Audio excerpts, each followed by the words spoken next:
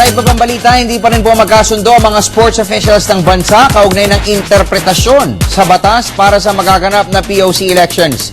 Kanina po'y inabot pa ng halos 4 na oras ang diskusyon ng mga National Sports Association officials hinggil sa kung paano maayos na maipatutupad ang general elections ng POC sa November 30. Alamin po natin ang detalye sa report na ito ni Ms. Judith Caringal ng Sports Radio 918. Hindi pa rin malinaw ang interpretasyon ng mga sports officials sa qualification ng mga tatakbo sa November 30 elections ng Philippine Olympic Committee. Malinaw naman sana ang Section 11 ng Article 7 ng POC patungkol sa election na ang mga incumbent president ng mga Olympic NSAs o Olympic sports ang pwedeng tumakbo bilang Pangulo, subalit ang kasunod na salita na aktibong miyembro ng Philippine Olympic General Assembly ay mapagtalunan ng body.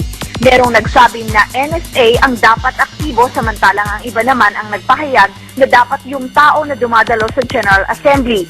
Ito ay nabuksan sa paglitaw ng mga pangalan katulad ni Manny V. Pangilinan, Ricky Vargas, Manny Lopez na tatakbo para sa nasabing eleksyon.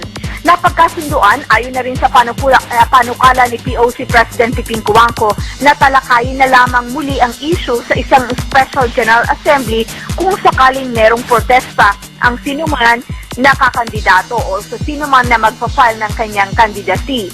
Bukas na ang filing ng candidate bago ang October 26 para magkaroon sana ng pagkakataon ng COMELEC na iripaso ang mga legitimacy or ang lehitimo ng mga kandidato para sa November 30 election.